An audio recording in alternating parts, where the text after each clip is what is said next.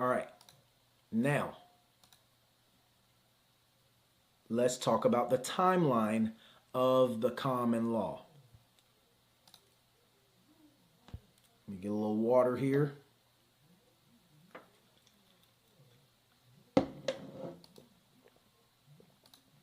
So, I have it here. All right. So, the Supreme Court of Tennessee and the Supreme Court of Florida has said that the common law of England comes from the scriptures. So in starting this timeline, we're just going to put the scriptures or the Bible at the pillar or the pinnacle of the timeline of the common law of England.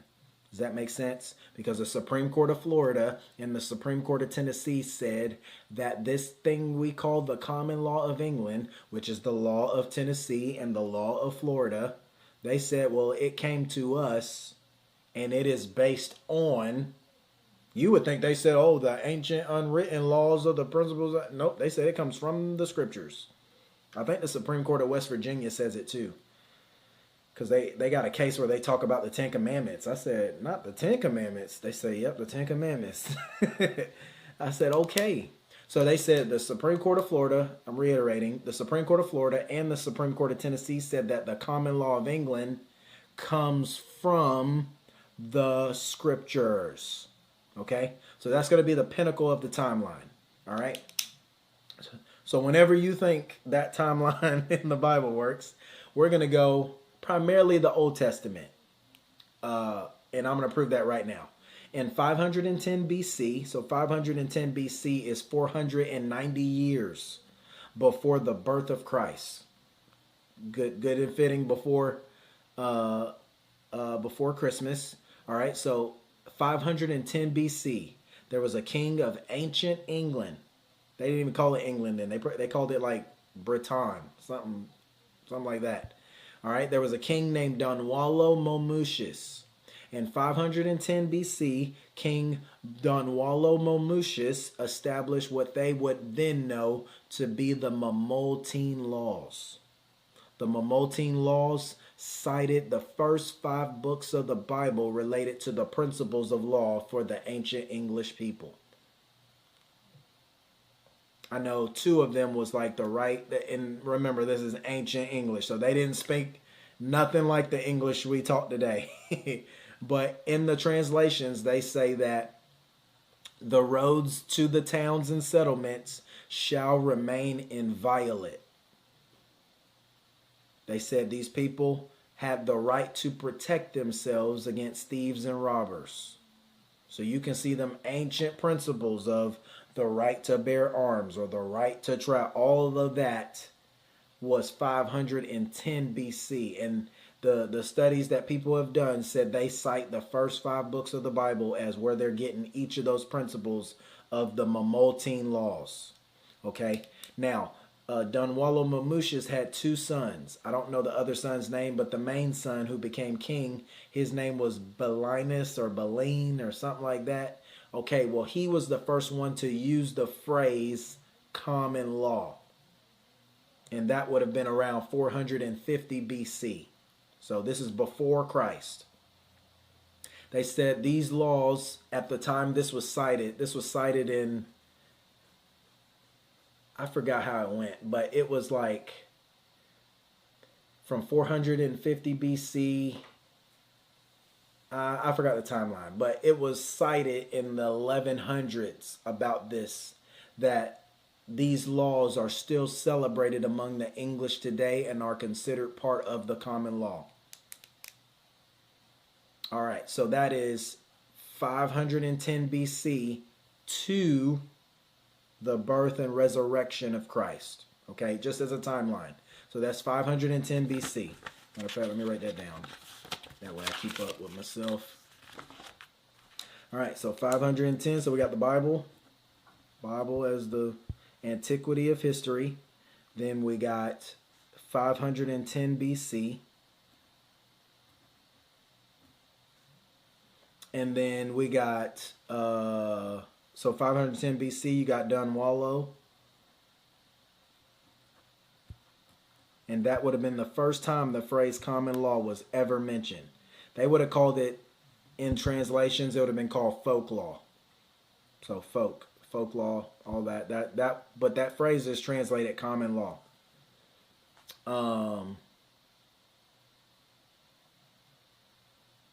Who's next? All right, so the first century, the first 100 years after the resurrection of Christ, you got these people called the Druids. Excuse me. So you got these people called from 100, I think we did yesterday, from 100 to 200 AD. 200 AD, you got these people called the Druids. D-R-U-I-D-S.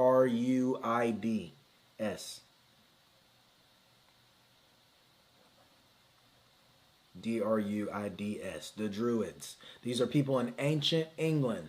They said they committed all their laws and learning to memory. So that would have been some of the antiquity of the unwritten law, right? So this is 100 and 200 AD.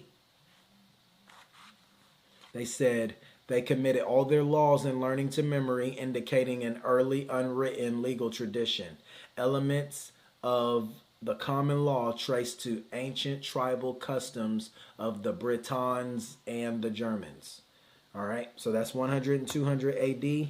Then next you got, they said in the 200s.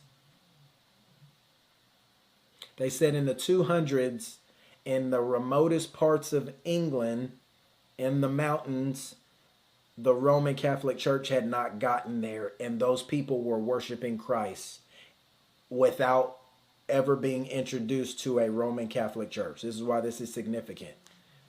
Because you can't say that they got their legal traditions from Rome or the Roman Catholic Church. They said they've been doing this. That some of those people never even knew what was going on because they were in the mountains. And they said they worship Christ in those mountains in the 200s. So this is noted by a guy named Tertullian. All right, so that's the 100 to 200s. Then we got these people. These are the prominent figures of what we call the common law. They would be called the Angles and the Saxons. This is from 300 AD. As far as influence, from 300 AD to 1200 AD. That's how significant the influence was. So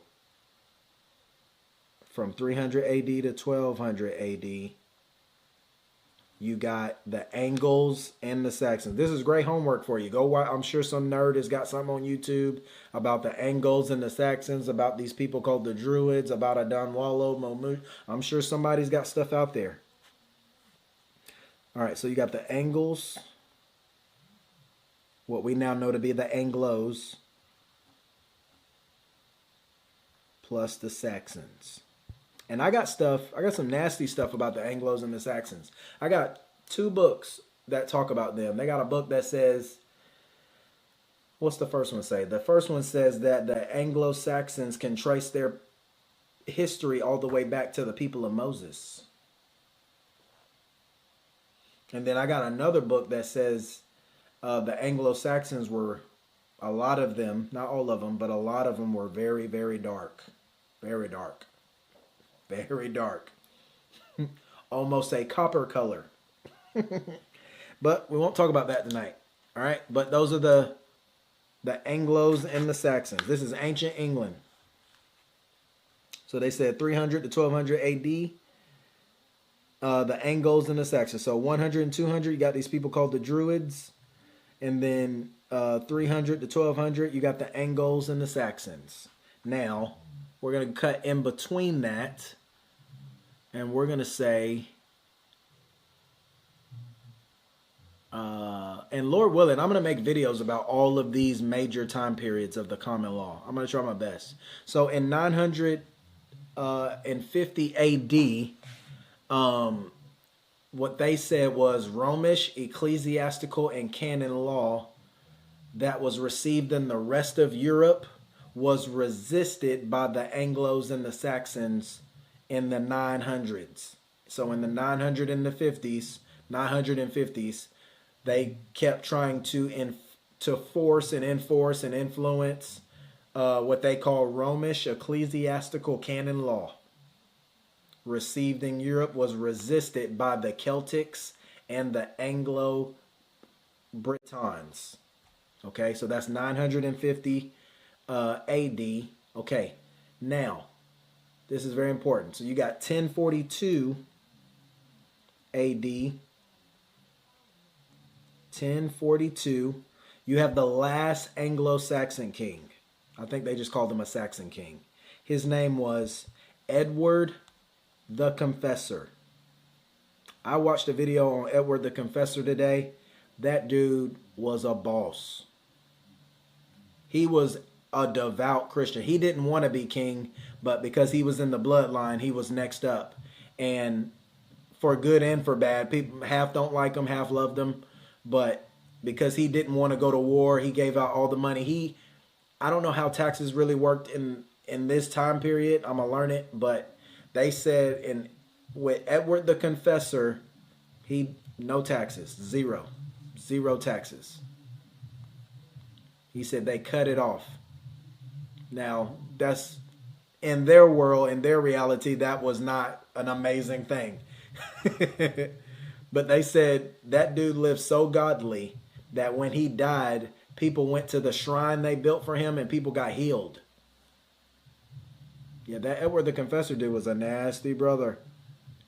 Nasty in a good way, not nasty in a bad way. Sorry. All right, but Edward the Confessor is credited to having compiled, or let me read it right. He was the last Saxon king of Anglo-British England, and he is rightly called the restorer of the common law for compiling a digest of its leading principles. That digest is called, I'm going to butcher it, but it's called like Legis Edward Confessi, something like that. Something in, some German ancient something. But Edward the Confessor, just look up Edward the Confessor's laws. Edward the Confessor.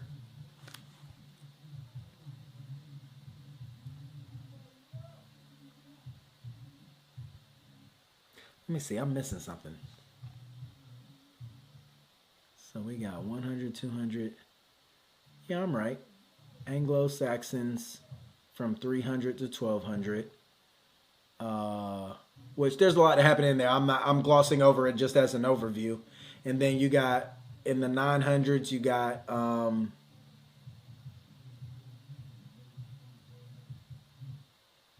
Romish ecclesiast. They tried to invade, then they couldn't invade.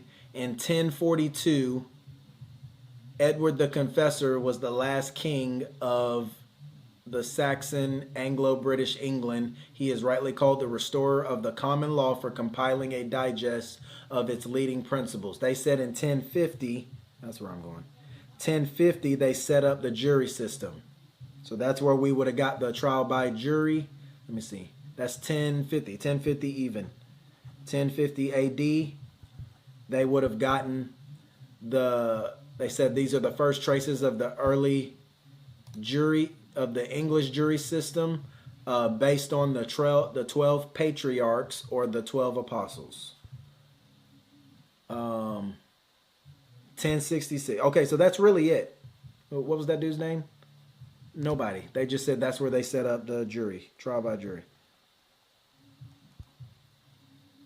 Trial by jury.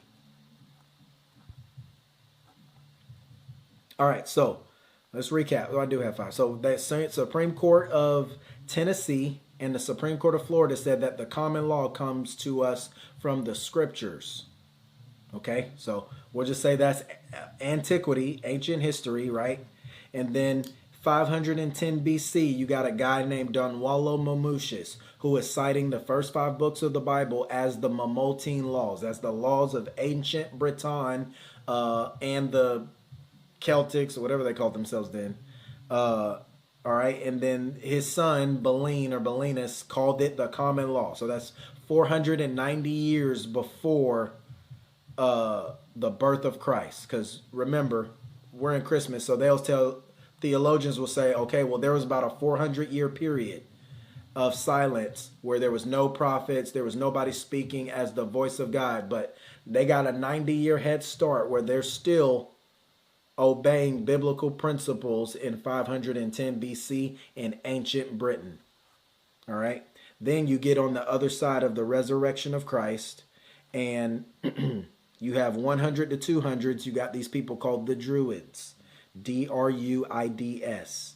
Then you have 300 AD to 1200 AD. As far as influence and kingdoms, you have the Anglos and the Saxons. In between that, you got 1042 AD with this guy named Edward the Confessor. Edward the Confessor was the last Anglo-Saxon king of England at the time, and he is credited to compiling a digest of its leading principles of the common law. They said about 1050 AD they established the trial by jury, or were starting to establish the trial by jury. Okay, this is what they call the ancient unwritten laws of England. Okay, from 510 BC until 1250 AD. When we go to the definition of the common law, now I can't find it. There we go. When they say the common law is that which derives its force and authority from the universal consent and the immemorial practice of the people, this is what they're talking about. They're talking about 510 BC, 1 to 200 AD, 300 to 1200 AD, and then in between that you got 1042 AD and 1050 AD as compiling the immemorial practice of the people. Now, and then what was the other definition? They said this common law is the custom, that what they say? They said this common law derives its authority from the usages and the customs of the immemorial antiquity, or from the judgments and decrees of courts recognizing, affirming, and enforcing such usages and customs in this sense, particularly the ancient unwritten laws of England. So when they say, well, when they say unwritten, I'm nobody, but when they say unwritten, they're talking about from 510 BC. Really, I don't have time, but if I had time, I would teach you. They got all of those principles from the book of Deuteronomy. 90%, I believe they got from the book of Deuteronomy. I told y'all probably about a month ago, I've been studying Deuteronomy, and some professor came out with an article like in the 60s or 70s. He said 64% of the United States Constitution is based on the book of Deuteronomy. I started studying the book of Deuteronomy. I'm like, oh, he might be right. It's some attorneys that's going like, no, of course it never. Yeah, they're lying. They're lying straight to our face. For once, all the oath of judges come straight out of the book of Deuteronomy. Gold and silver in the Constitution comes straight from the book of Deuteronomy. The preamble comes straight from the book of Deuteronomy. I'm talking about, you start digging into that stuff, you're like, oh yeah, somebody lying to us. They said what? That you can't interpret the Constitution without reference to the common law. Okay, so in Tennessee and Florida said it comes from the scriptures. They were talking about that book of Deuteronomy. That Deuteronomy is nasty, y'all. All right. So, common law of England. Let me see. I probably got to turn the camera around. Let me see.